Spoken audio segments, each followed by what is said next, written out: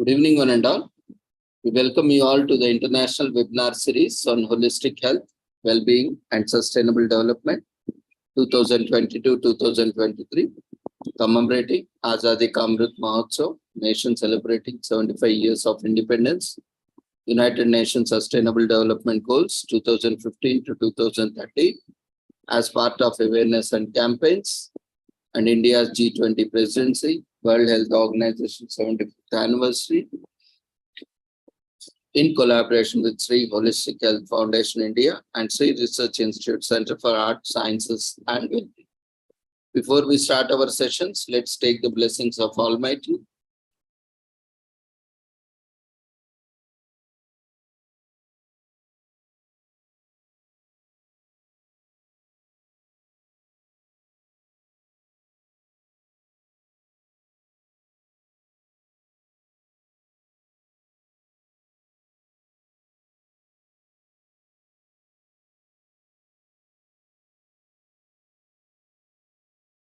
कुरुत्वं कल्याणम् आरोग्यं धनसम्पदः शुभं कुरुत्वं कल्याणम् आरोग्यं धनसम्पदः शत्रुबुद्धिविनाशाय दीपज्योतिर्नमोऽस्तुते दीपज्योतिर्नमोऽस्तुते शुभं कुरुत्वं कल्याणम् आरोग्यं धनसम्पदः शुभं कुरुत्वं कल्याणम् आरोग्यं धनसम्पदः.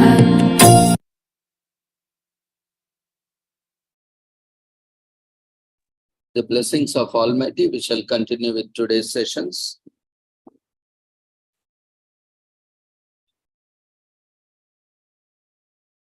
Today, we are commemorating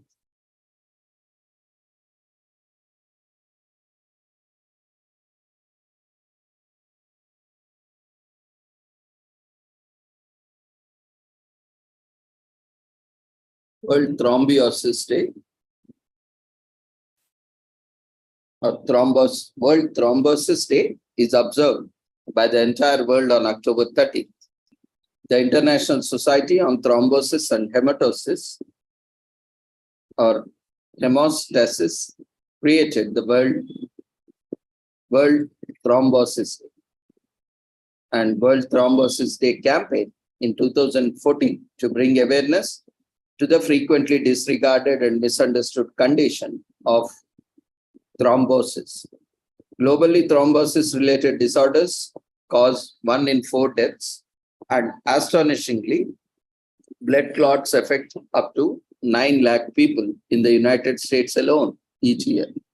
About 1 lakh of them will pass away, which is greater than total amount of annual death toll from AIDS, breast cancer, and automobile accidents.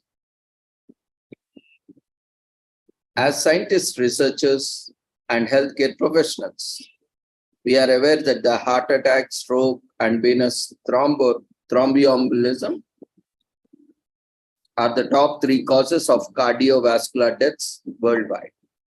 Thrombosis is the most common disease causing these events. Many of these deaths can be prevented though thrombosis is a medical disorder that occurs when blood clots and clogs blood vessels. Venous thrombosis and arterial thrombosis are 2 forms of thrombosis when a blood clot stops a vein. This is known as venous thrombosis. When a blood clot plugs an artery, this is referred to as arterial thrombosis. Thrombosis affects up to 9 lakh people in the United States alone each year. Many people who have venous thrombosis will have long-term consequences. Some of these symptoms include swelling, discomfort, and skin discoloration. Each year, up to 1 lakh individuals in the United States die as a result of thrombosis. On a worldwide scale, 1 in every 4 people dies as a result of thrombosis-related illness. The first World Thrombosis Day will be held on October 13, 2014 to raise awareness of this critical health concern. And World Thrombosis Day is an educational project led by the International Society on Thrombosis and Hematosis or Hemostasis and overseen by prominent medical and public health professionals to lower the considerable illness burden caused by thrombosis. The goal of World Thrombosis Day is to raise awareness, global awareness on thrombosis, including its causes, risk factors, signs and symptoms, and evidence-based prevention and treatment.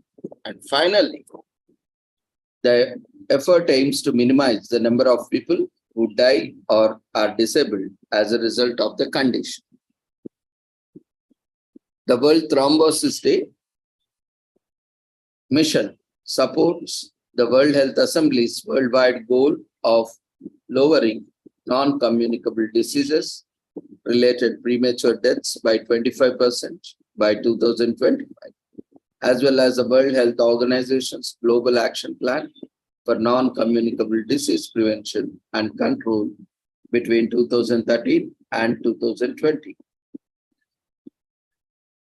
Raul experiences unilateral edema in the ankle that spread to the leg, first well-documented case of thrombosis in 1271. Mercurialis noticed clots occurring in blood vessels at normal body temperature in 1600s. William Harvey, an English physician, presents the first research on blood circulation in 1628. The first World Thrombosis Day is held on October 13, 2014 to raise awareness about this significant health concern.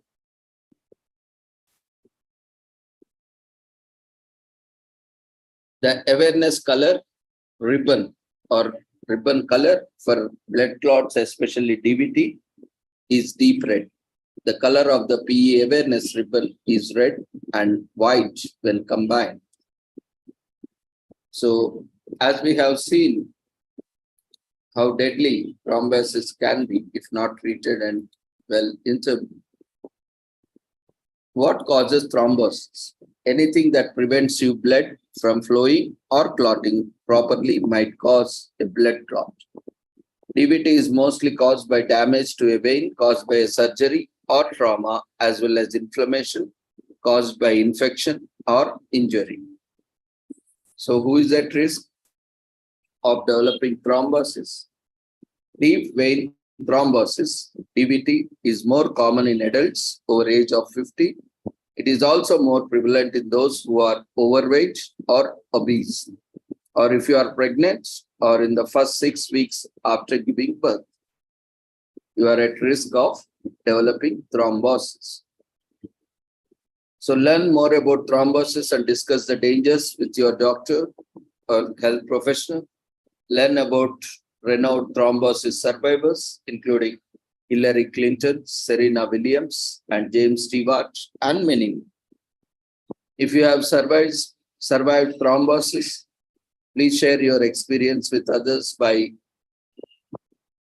using hashtag World Thrombosis Day, and you can ever share symptoms and what to look for on online and offline and social media. Participate in an event like this, live webinars, instructive seminars, distinguished speakers, and a design contest are among the events. Interviews with thrombosis survivors and medical experts are also included. Many have no symptoms. Blood clots might be asymptomatic or cause your limb or arm to enlarge and ache. Blood clots can break loose. Blood clots can break free and move to your lungs, pulmonary embolism, causing breathing issues and perhaps death. Some people with autoimmune illness, such as lupus, and those living with HIV, are also at an increased risk for VT. Routine screening tests for common illness such as diabetes and high cholesterol are available, but there are no evidence-based screening tests for blood clots. Some risk factors such as age or family history are unchangeable, but behaviors are. Lifestyle is important for prevention. This day raises awareness, increases public and health professionals' knowledge of the prevalence and hazards of thrombosis, as well as take action. We can do this through educational and awareness programs, outreach programs throughout the year. World Thrombosis Day encourages individuals to live a healthier lifestyle. Individuals begin to encounter new people who can connect with and understand them by watching the day and participating in healthy activities. It brings us together for a good cause. People throughout the day are united by the shared goal of improving health. This is encouraged and should be done regularly.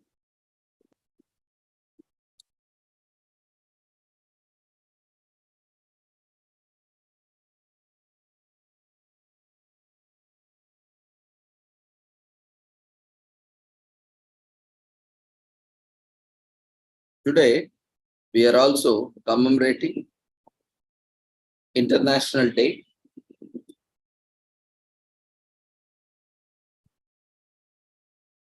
for disaster risk reduction.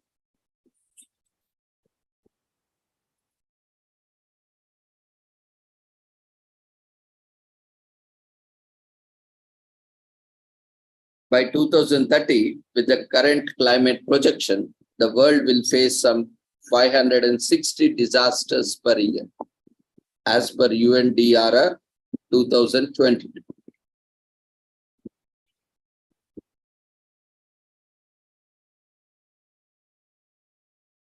Imagine 560 disasters per year. That is a projection. It can increase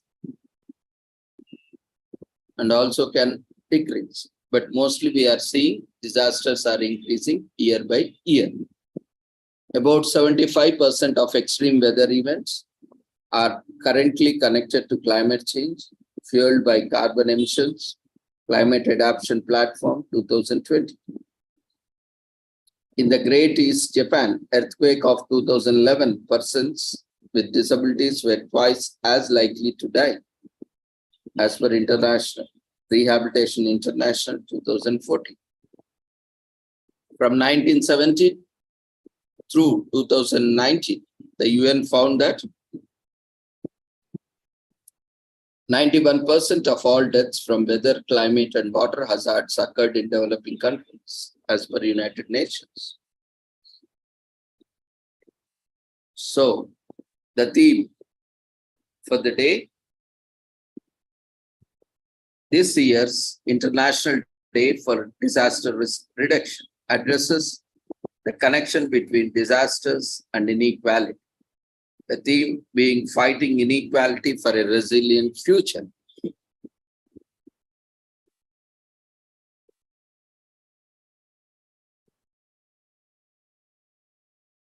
Disasters and inequality are two sides of the same coin. Each adversity reinforces the other. Unequal access to services leaves the most vulnerable exposed to the danger of disasters, while the effects of disasters exacerbate inequalities and push the most at risk further into poverty. Since most countries at high risk of disasters are also among those with highest share of the population living under national poverty line, the United Nations Office for Disaster Risk Reduction, UNDRR, encourages people to take action to break the cycle of disaster and growing inequality. To mobilize action, the UN agency is making awareness the brutal inequality of disasters. It calls for fighting inequality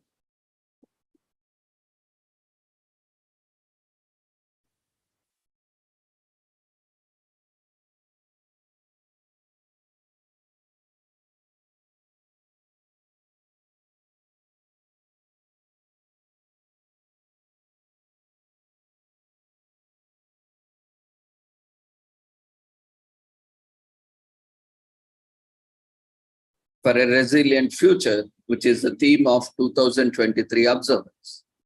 The day's theme aligns with the Sendai framework, the the international agreement to prevent and reduce losses in lives, livelihoods, and economies and basic infrastructure. The treaty has 7 global targets and 38 indicators for measuring progress and complements the Paris Agreement on climate change. With both frameworks interlinked to achieve the Sustainable Development Goals, the observance takes place shortly after the midterm review of the Sendai Framework for Disaster Risk Reduction in 2015 to 2030. So where the UN General Assembly in May 2023 adopted a political declaration to accelerate action to strengthen disaster resilience.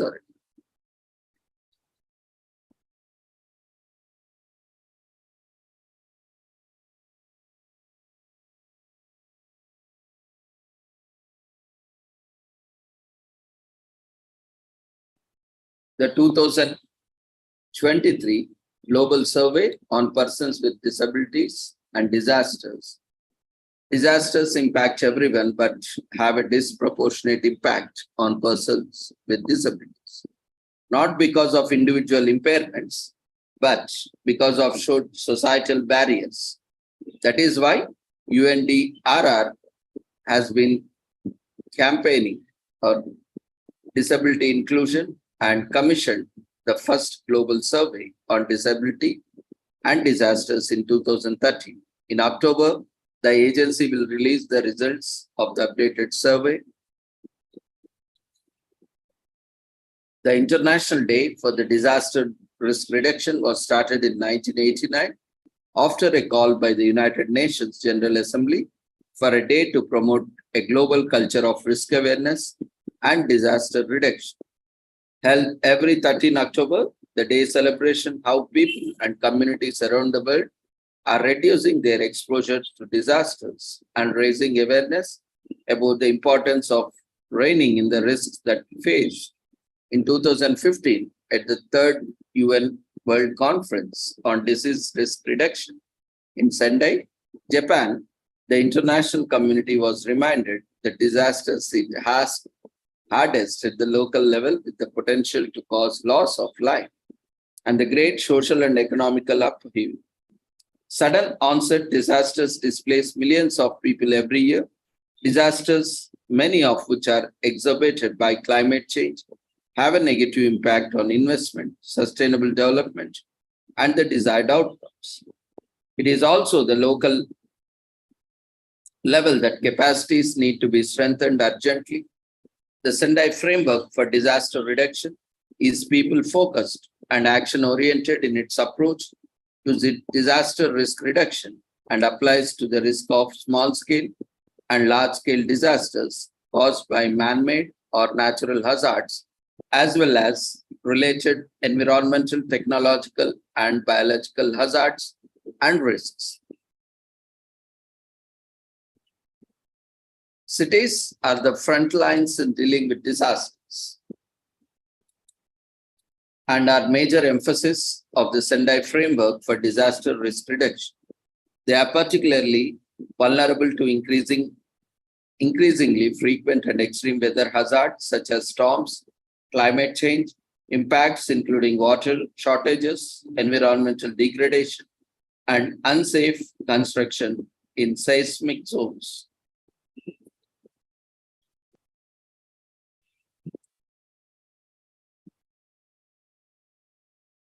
Every 2 years, the United Nations Office for the Disaster Risk Reduction works with thinkers, practitioners, experts, and innovators to investigate the state of risk across the globe, highlighting what's new, spotting emerging trends, revealing disturbing patterns, examining behavior, and presenting progress in reducing risk.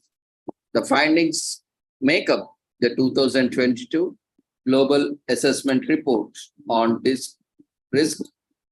disaster risk reduction.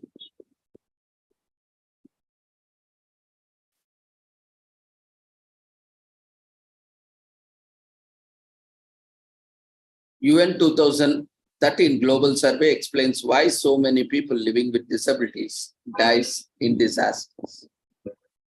The results of first ever UN Global Survey of persons living with disabilities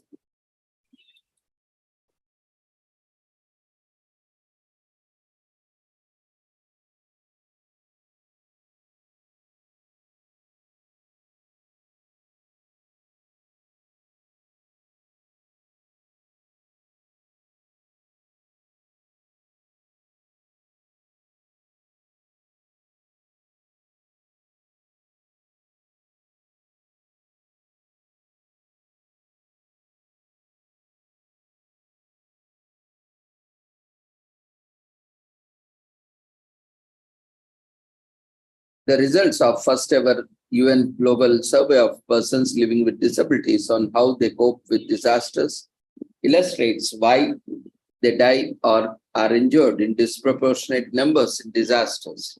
An estimated 15% of the world's population lives with some form of disability.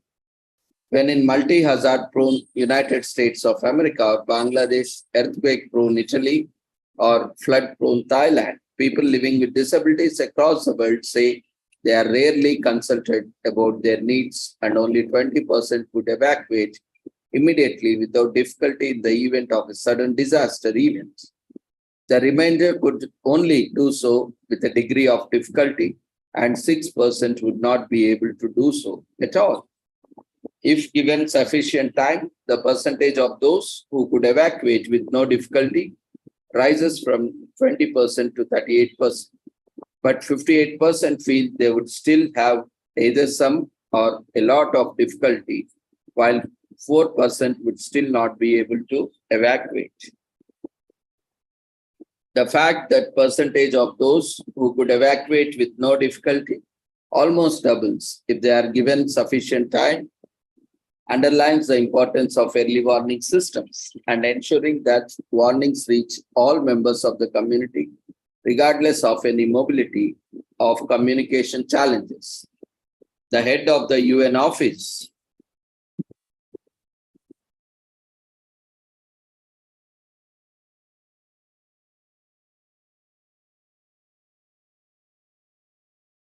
the head of the UN Office for Disaster Risk Reduction, UNISDR, Margareta Wallstrom, said the results of this survey are shocking. It clearly reveals that the key reason why a disproportionate number of disabled persons suffer and die in disasters is because their needs are ignored, neglected by the official planning process. In the majority of situations, they are often left totally reliant on the kindness of the family, friends, and neighbors for their survival and safety. I would like to express my gratitude to the 5,450 people from 126 countries who have made the effort, sometimes with me, help of relative or a friend, to fill the survey, which provides us with the new insights into how to build a world more resilient to disasters for both disabled and able-bodied people.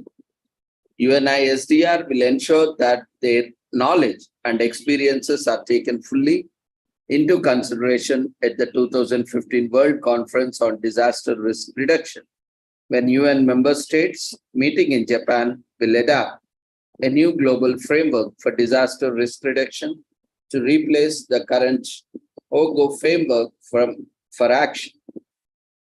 The top 5 hazards or disaster risk faced by the survey respondents were floods, 54% extreme weather, 40% tornadoes, 39% drought, and earthquakes, 27%.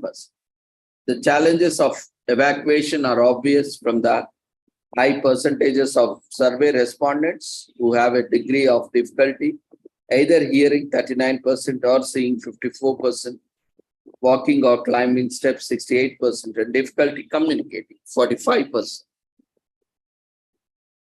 The 22-question survey also highlights that 71% of the respondents have no personal preparedness plan for disasters, and only 31% always have someone to help them evacuate, when 13% never have anyone to help them.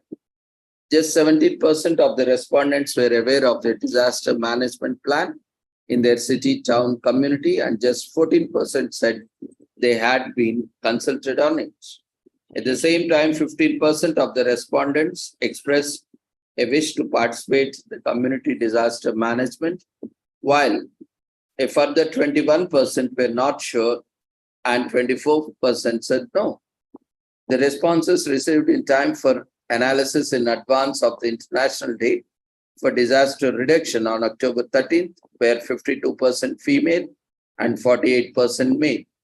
UNISDR has decided to continue the survey until the end of the year to expand the sample. So some personal reasons as quoted.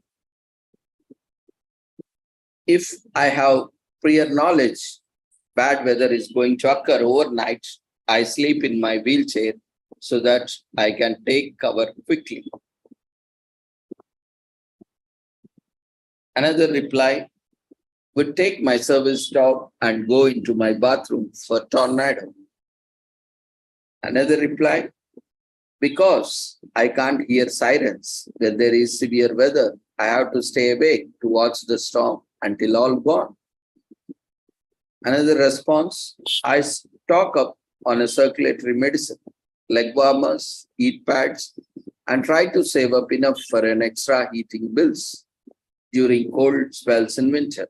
I try to have enough supplies that don't rely on electricity in case of power outages. So recommendations from respondents for the next global agreement on disaster risk reduction includes, but not limited to, community awareness. People need to think about the needs of their neighbors and realize the potential issues people living with disabilities will face in the event of a catastrophe. Wheelchair access is needed for evacuations, and there's a need for access to electricity in all emergency shelters. Inclusion of disability must be a central concern in all emergency communications. Offer risk reduction apps on the phone for the people with disabilities. Appropriate accommodation to meet the needs of the people living with disabilities in emergency shelters. A solid plan for replacement of life-saving medications during emergencies. Cost-effective technologies to help disabled people evacuate buildings.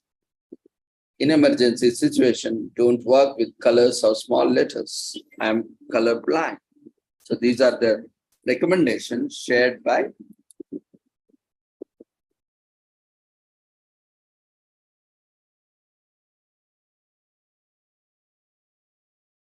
the respondents.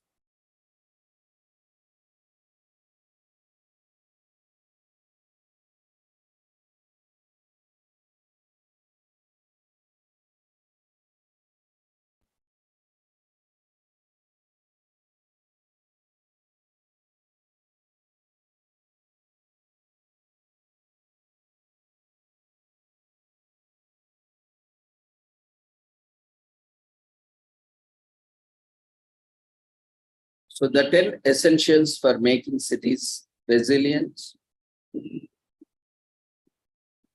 are organized for disaster resilience, identify, understand use of current future risk scenarios, strengthen financial capacity for resilience, pursue resilient urban development design, safeguard natural buffer to enhance the protective function offered by natural ecosystems, strengthen institutional capacity for resilience, understand and strengthen societal capacity for resilience, increase infrastructure resilience, ensure effective disaster response, and expedite recovery and build better.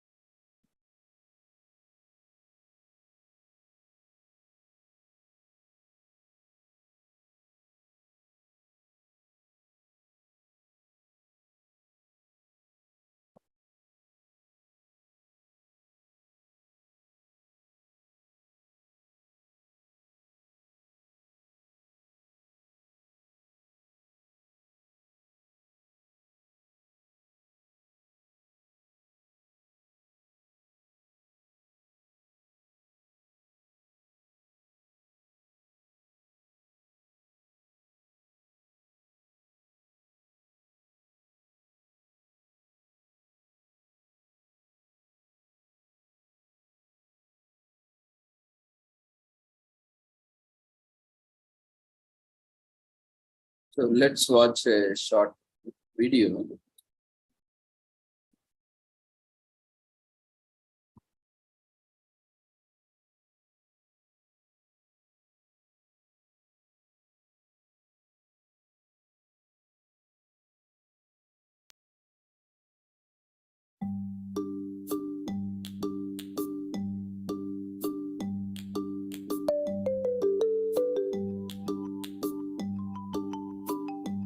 As urban areas around the world continue to grow, so too does the risk posed by disasters. So let's watch a An short effective and video. inclusive organizational structure involving all stakeholders is crucial to mitigating the impact of disasters.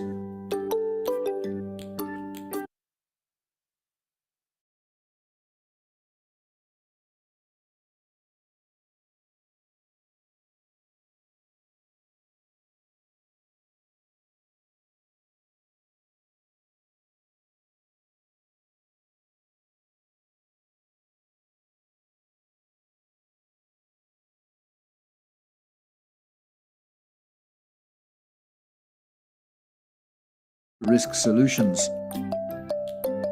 Establishing a single point of coordination will ensure the reduction of existing risks and avert the creation of new ones. Together, we're building a more resilient world.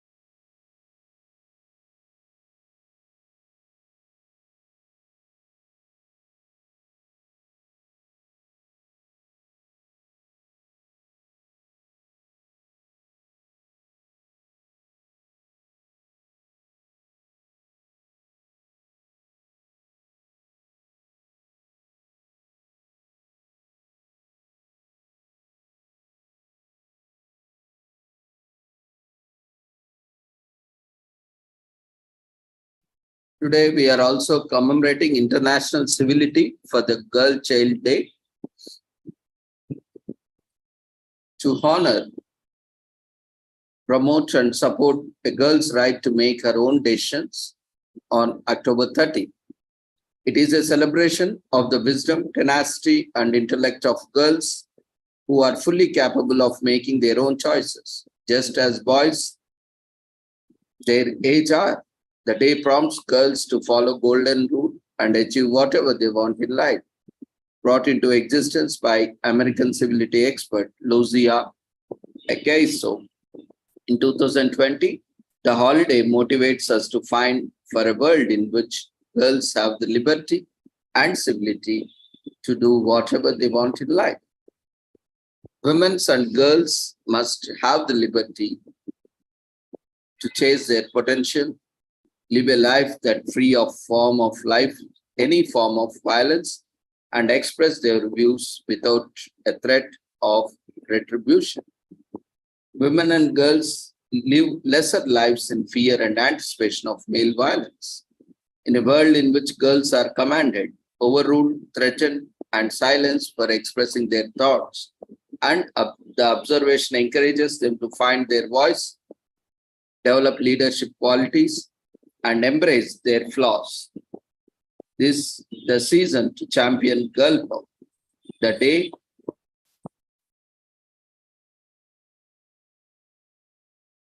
is inspired by the Sustainable Development Goals of UN Women. This day seeks to restore the dignity of the life of a girl. For her to execute greatness, they need to embrace their uniqueness through legislation and retrospection. We can end all forms of discrimination against girls everywhere in the world. The day urges us to identify and eliminate all forms of violence against women in private and public places, including human trafficking and sexual exploitation. Liberated girls grow up to these free women who carry nations forward. From the moment that they can, girls must make decisions about their education, careers, and personal lives. An investment in girls from the very beginning of their lives promises a more prosperous and equitable future. Girls are half of humanity, and the world waits their input as we seek to battle growing crises such as climate change, economic growth, political conflict, and global sustainability. The WMO becomes the first state in the US to give women the right to vote in all elections. In 1890, the Democratic American social worker Margaret Sanger opens a birth control clinic in Brooklyn, which later evolves into a Planned Parenthood. In 1918, the reproductive quest. The United States legislature ratifies the 19th Amendment to grant all women the right to vote in 1920. The Ripple of Rights. President Lyndon B. Johnson establishes affirmative action plans for women employment plans and issues an executive order prohibiting sex discrimination in government jobs in 1968. The excellent strong arm. Civility expert Lozia Akeso launches International Civility for the Girl Child Day in 2020. How we can help girl child spread awareness about the importance of gender equality, ensure education for all girls, and create a safe and stable environment that propels them to reach their full potential. The International Day of the Girl Child is celebrated on October 11th of every year. Recently, we have commemorated on October 11th, both Indian Social Work Day and the International Day of Girl Child. So today we are observing International Civility for the Girl Child Day. We can close the gender gap by demolishing gender roles, supporting women and girls in their professional and personal lives, and prompting our male allies to do better. Celebrate the spirit of girl power by uplifting stories of female empowerment and female excellence. Extend a helping hand to women in need and create powerful networks that can be converted into actionable resources. International Civility for the Girl Child Day validates girls around the world and reaffirms their fight against the conditions that hold them back. Participate in the Girls Enough campaign that connects people with activists and feminists who can forward the resources to channel their passion into constructive activism. Share your thoughts about the day with the hashtag and connect with people all around the world. Fighting for girls' rights is fighting for a better, more secure future of the entire world. Having the freedom to make their own mistakes is a formative experience that transforms them into responsible adults in their quest to find their own voice. They get to evolve as the leaders of tomorrow. 2/3 of the total women population around the world are illiterate. Illiteracy rate is high in women. Early marriages of girls, about 12 million girls are married before reaching at the age of 80. According to the reports, around 200 million females alive today have gone through female genital mutilation. Girls who get an education can add around 10 to 20% to the economy. Educating women can help the economy boost. As per UNICEF, around 600 million women will be working in the next decade, which is working women estimation. Little girls need our advocacy and support, especially in the face of patriarchal conditions that demotes them to the status of second sex. Girls around the world need examples and idols to emulate and seek inspiration from. We celebrate Day of Civility while proposing a civil departure from the old age traditions and clutches of gender equality. From the moment that they are born to the final stretches of life, they are inundated with mockery and name calling. International Civility for the Girl Child Day combats the labels that bind them and advocates for a world in which girls are free to take decisions in their life. The Russian poem that states that girls are made of lovers, gossip, and marmalade is full of falsehoods. Little girls are made of bravery, clenched fists, independence, passion, heart, dignity, strength, and ambition, and are worthy of freedom.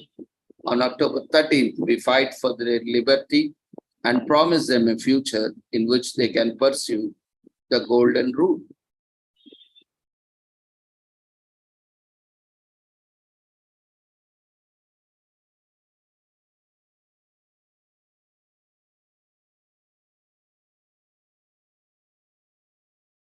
Today is also commemorated as International Day for Failure,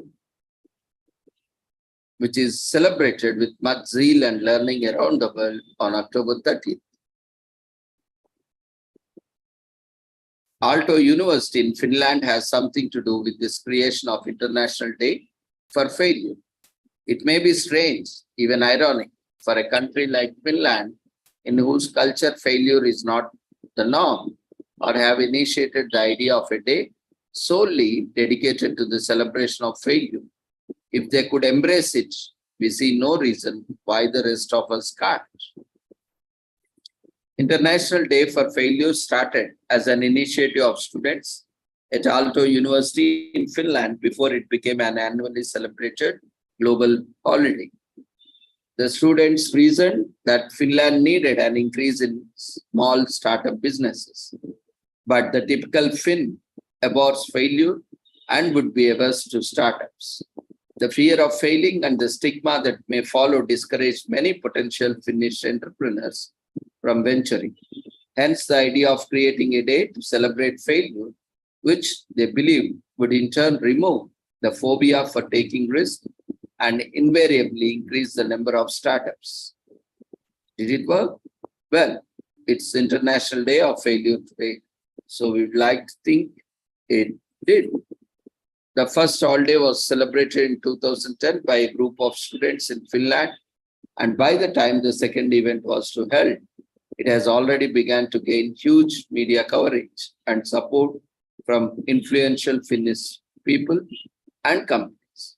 So much so that by third year, a group of students have organized an expansion of the event to celebrate the Finland Day of Failure to around 17 other countries. They also had huge support from Nokia's chair of the board of directors, Jorma Olila, and Angry Birds creator Peter Westerback.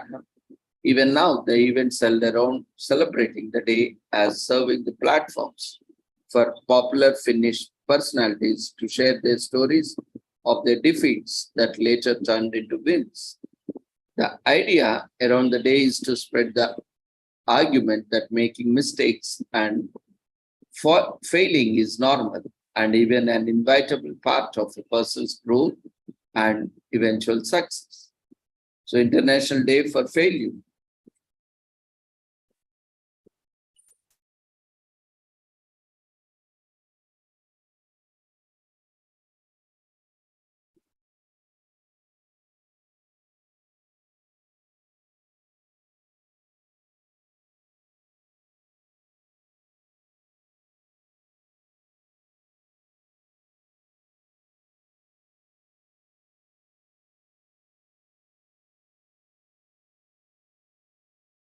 Start to think of it as a normal process of growth.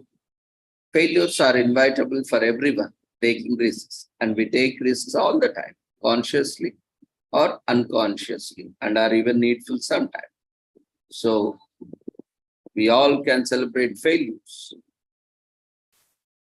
Thomas Edison's failure is perhaps the most referenced. He failed 1,000 times before he finally invented the light bulb.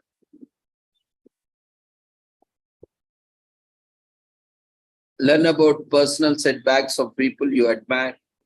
Talk to them, watch or read about them in a book or on internet to see that failures could be valuable, even needed sometimes. Dare to fail at something, do something you are afraid of, like asking your crush out on a date, on a lighter side, or anything you haven't done till now. So think of how to learn from a other person's failure. This is very important. We cannot learn everything by ourselves, putting ourselves into entire process because we have limited time and resources. So we need to learn from failures, our failures and others' failures. Surprisingly, people learn more in failing than in succeeding.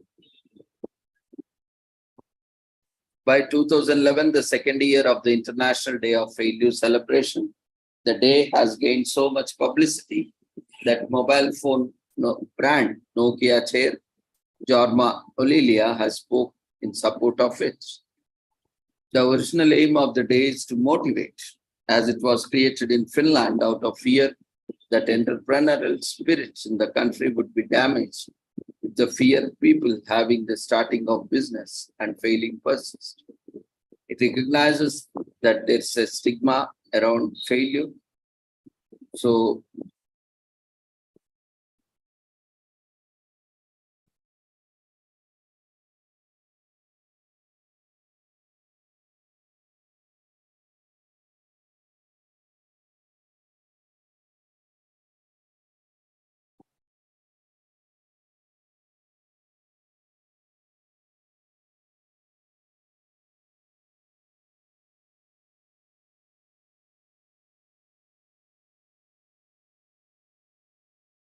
the National Day for Failure recognizes the most famous people, celebrated people like Albert Einstein, Steve Jobs, Elon Musk, all failed before they achieved success.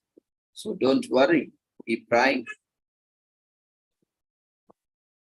An International Day for Failure was started solely to make failing accepted and seen as normal process of human growth. So the quote by the brother of the 64th President of the United States is one the best describes the motive behind this day. Only those who dare to fail greatly can ever achieve greatly. So failure happens in all the time, at all the time. So it makes sense to cheer up after one, learn from it, and keep moving. International Day for Failure helps encourage those who have turned their failure into huge success to share their stories, to motivate us.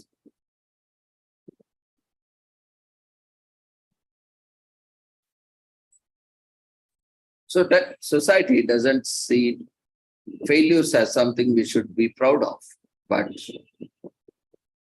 through International Day for Failure, we want to change that. We celebrate the day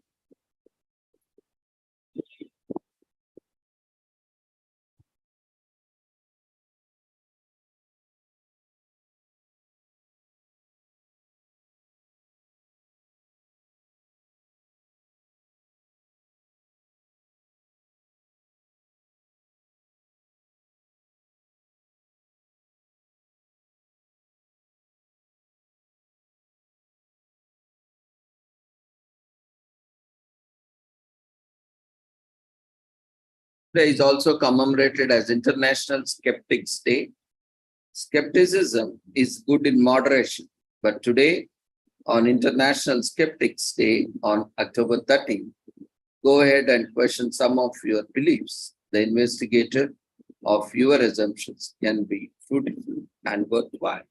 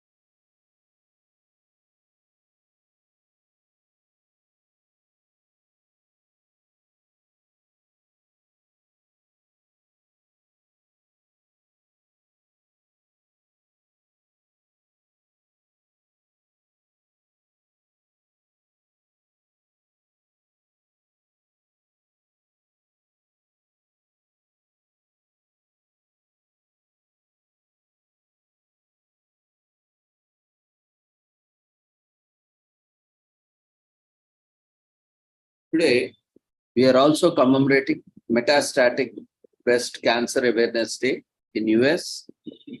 It's time to gain and spread a knowledge of what sufferers are against and how society can help. Metastatic means that what began as a case of early stage breast cancer now metastaticized or spread to other organs, lungs, bones, etc., outside the breast and is now considered to be a stage 4 cancer. At this point, the only care option is to treat the advanced cancer and its sole effects, including anxiety, metastatic breast cancer. As of right, treatments may induce segments and chemotherapy, as well as a possible clinical trials.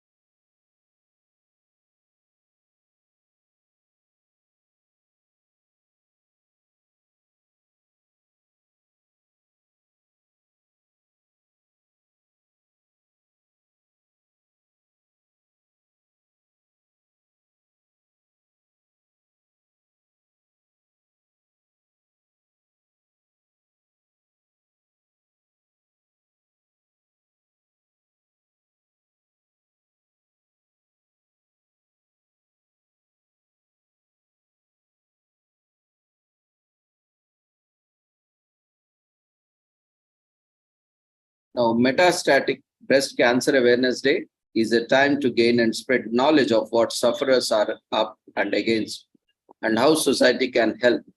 Metastatic means that what will begin as a case of early stage breast cancer has metastatized or spread to other organs like lungs, bones, etc.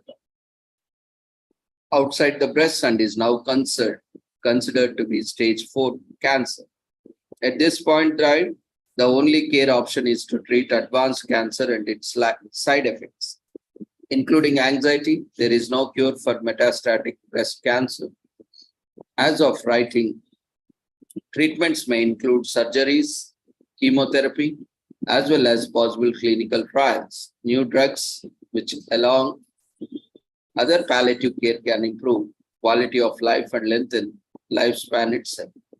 Metastatic Breast Cancer Awareness Day is part of the Breast Cancer Awareness Month and presents an opportunity for us to increase awareness and visibility of those who are campaigning and fighting for scientific advances. In 2009, the House and the Senate unanimously passed a resolution to recognize one day of Breast Cancer Awareness Month. October is specifically devoted to the metastatic breast cancer. The best part is how the proposal reached the floors of Congress to begin with. A group of 9 MBC patients and their families had traveled to Washington, D.C. and picketed and demonstrated that these brave souls were able to catch the attention with the help of phone-wielding friends back home of the right to people to initiate a vote. But there is no time to fall into complacency. The pinpointing of one day merely means that now that the word is out, the onus is open, the public to take action, as stated by the Metastatic Breast Cancer Network. Now it is up to every metastatic breast cancer patient and those who love and support them to find ways to make use of this day. The further, our cause to support those living with the disease and demand research to find treatments to extend our lives. So learn the facts and stand strong with your fam on National Metastatic Breast Awareness Day. A West Virginia senator introduces a bill to reward the person who finds a cure for cancer and to create a common commission to research possible cures in 1927. Let's get this on the books. So the National Institute of Health, NIH, Revitalization Act of 1993 pushes the National Cancer Institute to do more to address breast cancer and other women cancers, resulting in controlled studies being done on MBC risks and treatments.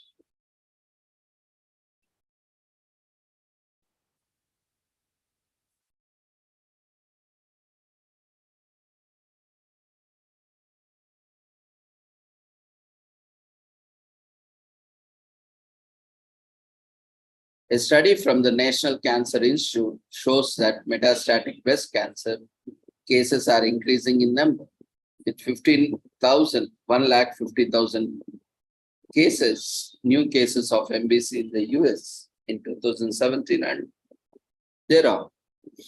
An estimated of 2 million women find out they have breast cancer. It's now the most common cancer in women and the second most cancer overall since 2008.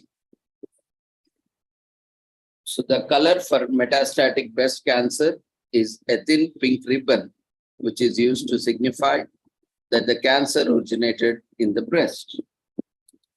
So October is the Breast Cancer Awareness Month. This term refers to scanxiety. This term refers to the ongoing anxiety about the patient's quarterly MBC check, with the anxiety likely to peak as the scan date approaches. Many women and men are treated for mental anguish of the ordeal as well as the physical symptoms. In being part of the solution, start with yourself, commit to learning something new, whether by doing online research, volunteering with a local organization, or attending a metastatic breast cancer day event. If you are about to choose a major in college, consider medicine with a focus on oncology or another supporting professional role. If not, make an one-time or yearly donation to a cancer-fighting organization. Do anything you can do to help overcome this disease. If someone you know is battling breast cancer, reach out to them, let them know that you want to understand what they are going through and give your support. Starting with the outside of your breast and moving to the inside the sternum, use dime-sized circular motions of varying pressure to check for lumps and over the entire breast. Repeat for the other breast. Check by feeling. Do a visual check in front of a mirror. Do a visual exam from all possible angles, checking for any abnormal coloration, swelling, etc. It's recommended to do yourself self-exam once in a month after your period. If your period has ended due to menopause or is irregular, designate a specific day out of the month for your exam and make it a routine. Don't panic. Remember, 80% of all breast lumps turn out to be a non-cancerous. If you discover one, do call your doctor, but don't let anxiety take hold. The Moore Foundation, a respected organization fighting breast cancer in all its forms, recommends that not only women, but also men should do a monthly self-exam. Metastatic breast cancer is the only deadly form of disease, yet a majority of studies, sources of funding, and calls for attention are dedicated to detecting and treating early stages cases. It is often misunderstood. It drives new research as more people understand metastatic breast cancer. More people will be donating, researching, and fighting for a cure. Right now, metastatic breast cancer is not classified as a chronic disease, but researchers believe it one day could be, and the gap is just one example of how much more needs to be found out. Most people know someone is battling, or someone who is battling or has battled breast cancer. So the more that friends and family of sufferers understand the disease, the better support they can give the patient in the fight against MBC. Today is also commemorated as National Herbs Awareness Day in US. Is an opportunity to raise awareness around the causes, risks, and treatment of different types of herbs infections, particularly genital herbs. Perhaps more importantly, it's a chance to debunk myths around the disease.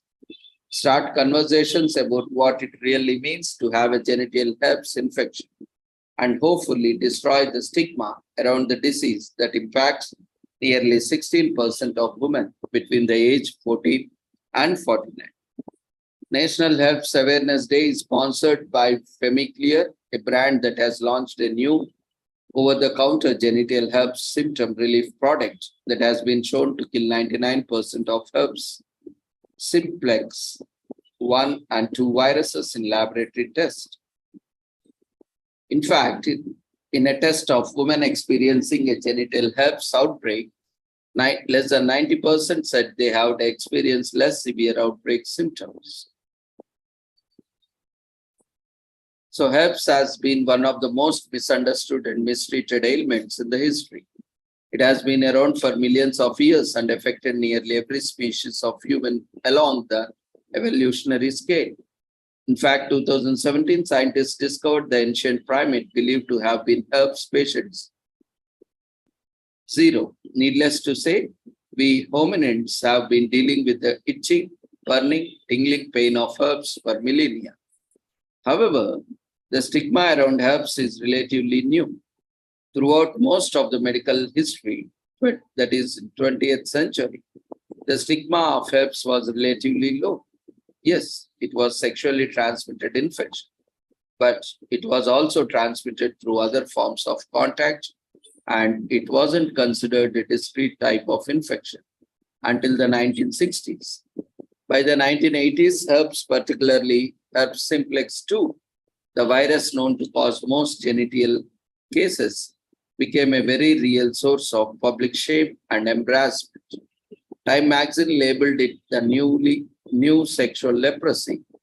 bringing with it expected stigma and turning it to a boogeyman on the level of other sexually transmitted diseases. The fact is, having herbs shouldn't dramatically change a person's self-worth and sexual health. Herbs Awareness Day was created to start a conversation around the condition and encourage the people to seek treatment for the symptoms as there is no currently cure, and promote healthy, reasonable discourse about the victims or viral's actual impact on people's life. It's an important conversation that is a long overdue, and the folks at FemiClear are taking the lead as they try to help women living with genital herpes get their lives back.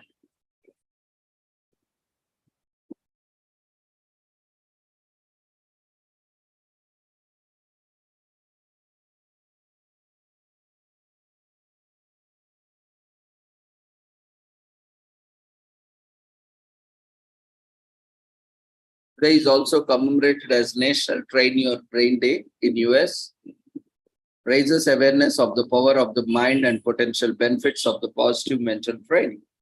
One muscle in a human body cannot be permanently taken away from someone.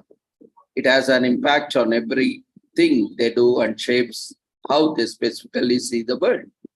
Even though it isn't a muscle, in reality, it is nevertheless much more potent than the strongest muscle in the body. People can become ill or well by using their minds.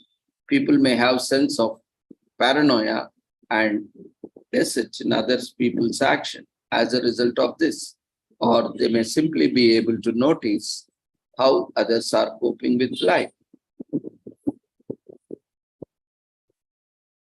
It's indisputable that a mind is a strong tool and weapon, whether one views it as a capacity to come up with innovative ideas, solve math equations, and construct towering structures, or as the ability to affect person's feelings and thoughts about themselves and others.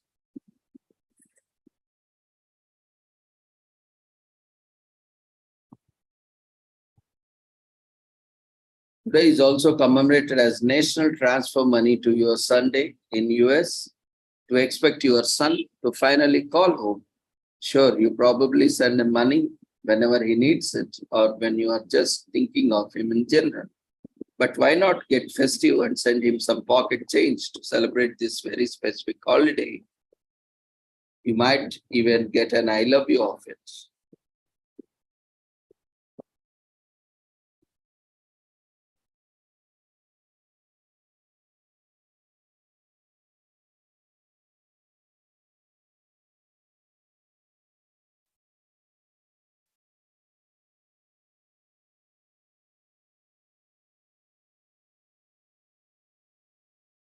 Today is also commemorated as English Language Day. To commemorate the day Parliament was opened for the first time by a speech in English in 1362 rather than in French. The day also celebrates the universality of the language and how it evolved over the centuries. Scholars believe that there is no true version of the language, as over 7,000 variations of English can be found in the world right now. English has also adopted many words from other languages. Other than speech, English has also become primary language for movies, TV shows, literature, and music. The English Project launched the first ever English Language Day on October 13th in 2009. English Language Day is celebrated to commemorate October 13, 1362, when Parliament was opened for the first time by a speech in England in English instead of French. In the same Parliament, a statute of pleading was approved that allowed members in debate to use the English language. This made English the official language of law and lawmaking.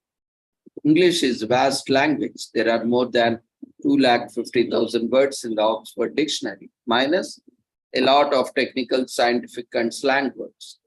English is probably the only language with as many synonyms for many of its words, largely because of its enormous absorbing capacity, borrowing words from as many languages as possible, including German, Greek, Portuguese, French, Latin, and even language of colonies, where it became widespread.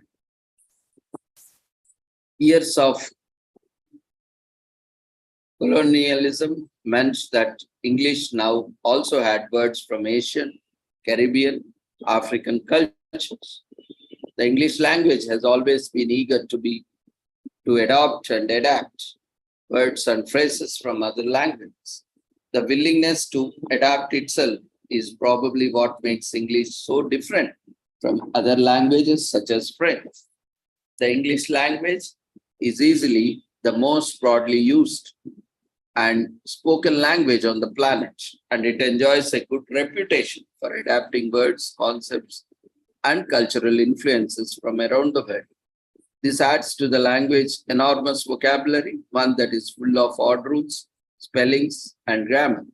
English Language Day remembers and celebrates the incredible popularity of the language, even its eccentricities.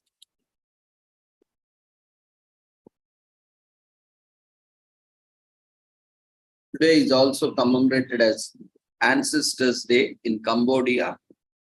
Champen or Ancestors Day is celebrated every year on 15th day of the 10th month in the Khmer calendar, and this year it is held from October 13 to October 20.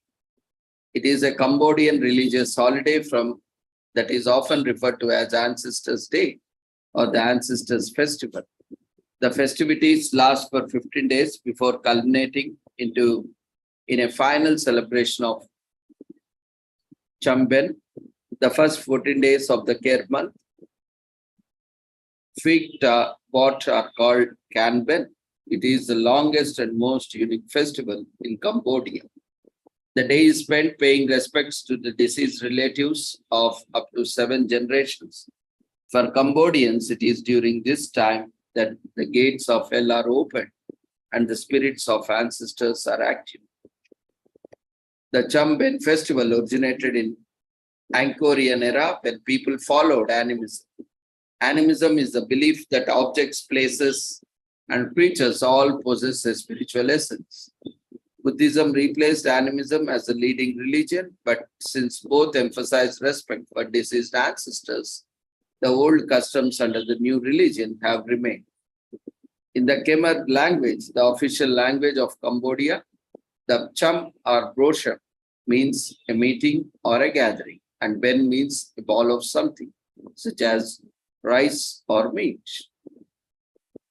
So during Cham, Ben Khmers cook and offer meals to the souls of their relatives, as they believe eases their suffering. The souls are seen as hungry ghosts with tiny mouths, but there are enormous appetites. It is said that if you are greedy, envious, or jealous in your lifetime, you would become a hungry ghost after death. Most believers will prepare food for the Buddhist monks as it is an act that transfers merit to the hungry ghost, while many believe that the food itself is transferred from the monks to their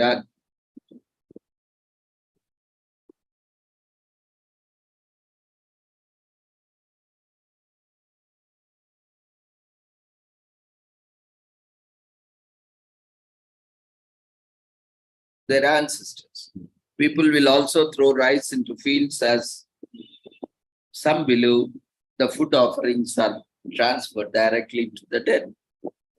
It is believed that there are 4 kinds of ghosts: those eating pus and blood, burning ghosts who are always hot, hungry ghosts, and the Prakti Topak Chivi who can receive food through the monks. The others may only receive food from their relatives once their sins are reduced to the level of Pakrakti Topo Chivin.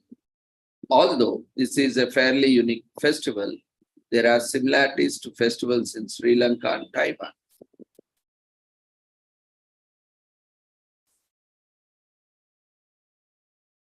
Today is also commemorated as World Egg Day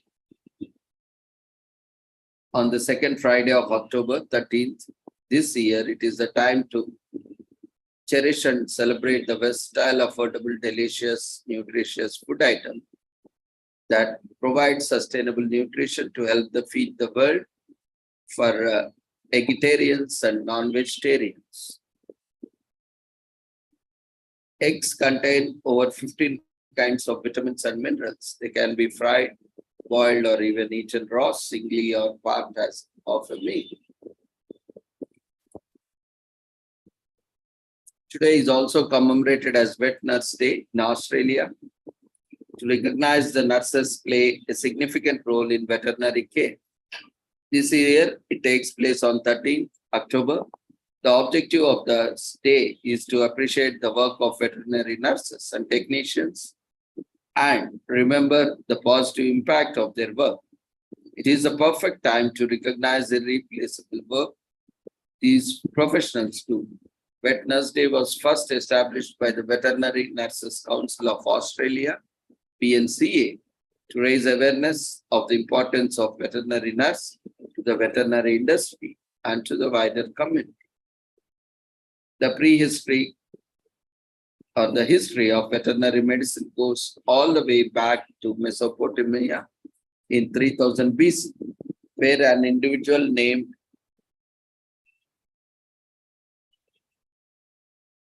Urlugaladina was hailed as an expert in treating animals. Since then, history has been rife with mentions of veterinary practices across the world.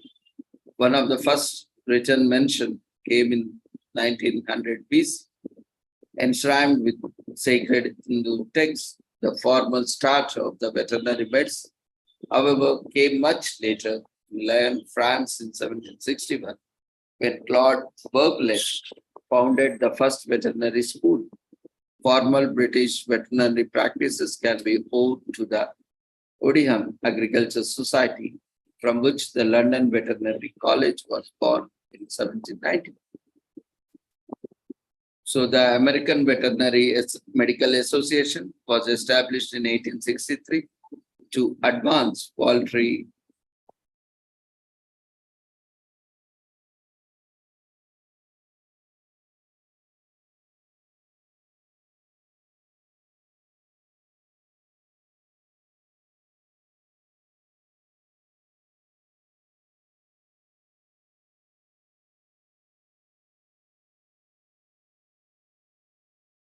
The Food and Drug Administration, FDA, further established the veterinary medical branch in 1965 to supervise veterinary pharmaceuticals. This later developed into Center for Veterinary Medicine, CVM. So veterinary medicine has undergone many changes over the centuries. Initially, its focus was the treatment of livestock, but it has since expanded to include domesticated animals as well as wild animals. Today, vets and paraveterinary workers such as vet nurses and technicians diagnose, treat, and help a variety of animals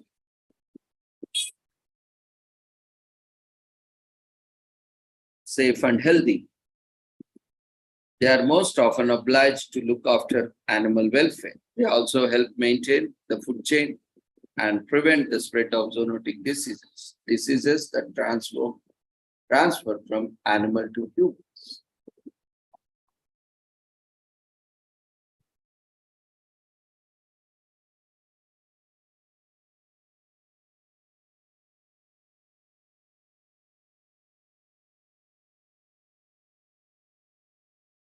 Today is also commemorated as Navy Birthday in US to recognize brave men and women who have served nation, past and present. Established during the Revolutionary War, the original Continental Navy was formed, disbanded, and re-established nearly 10 years later. Today, it's the largest and most capable navy in the world, with the highest combined battle fleet tonnage. The Navy also boasts the world's largest aircraft carrier fleet, over 3 lakhs active personnel and nearly 1 lakh in ready reserve.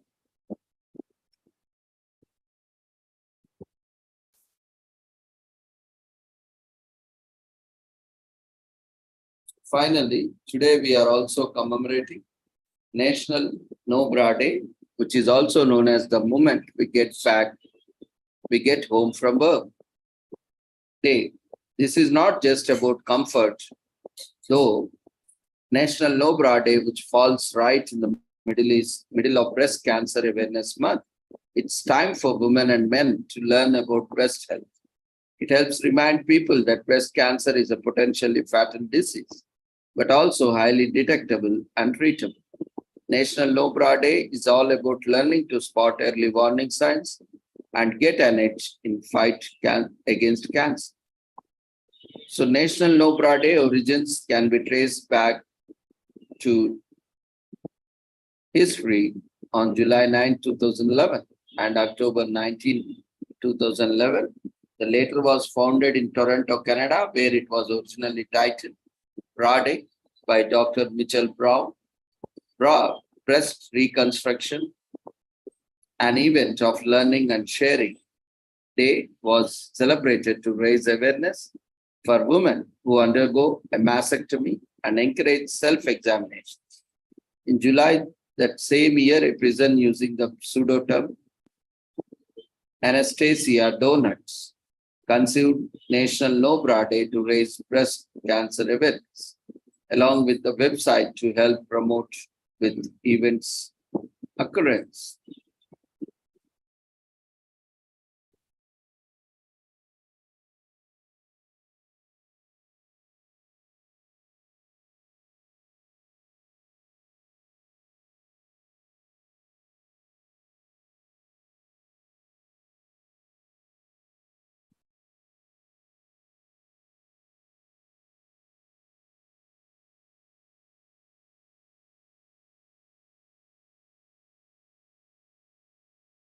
So No Bra Day is a female health commemoration focusing on breast cancer prevention.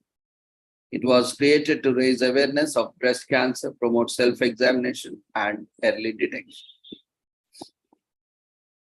According to Johns Hopkins Medical Center, 40% of diagnosed breast cancers are detected by women who feel a lump, and key to beating cancer is a catch to it.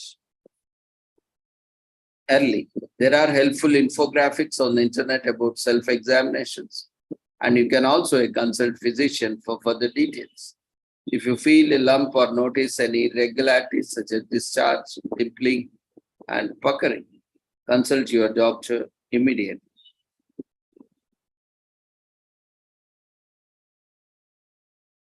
So since it's customary for people with breasts to wear bras every day, setting aside a day for purposely not wearing a bra helps making people more aware of the breast in general. Cancer as a disease relies on the people not paying attention to it until it's too late. But by paying attention and being aware of your breast, you minimize the risk and you will be severely affected by the breast cancer.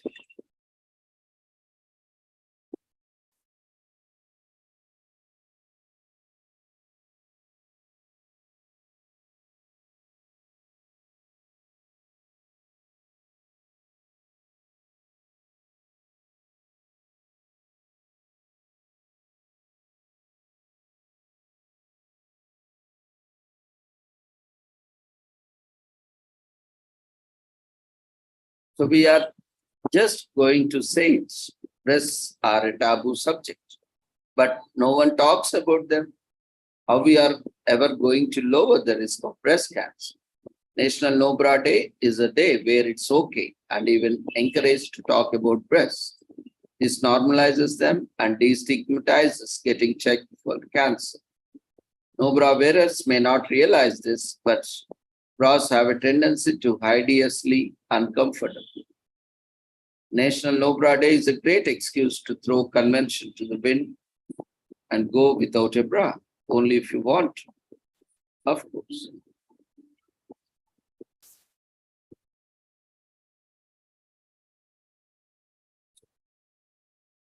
Thank you, everyone.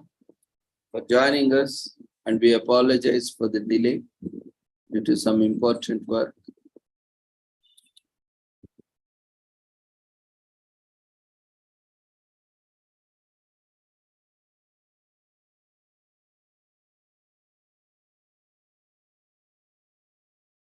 Thank you everyone once again for joining us. See you all tomorrow at 6 o'clock to the same joining link.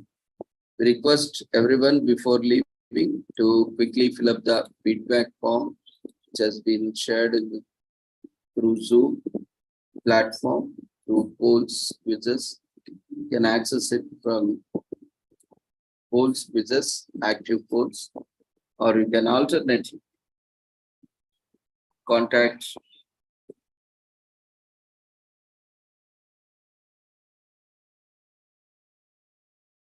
the calendar or join calendar, add to calendar, which will remind you events on a regular basis whenever an event is updated.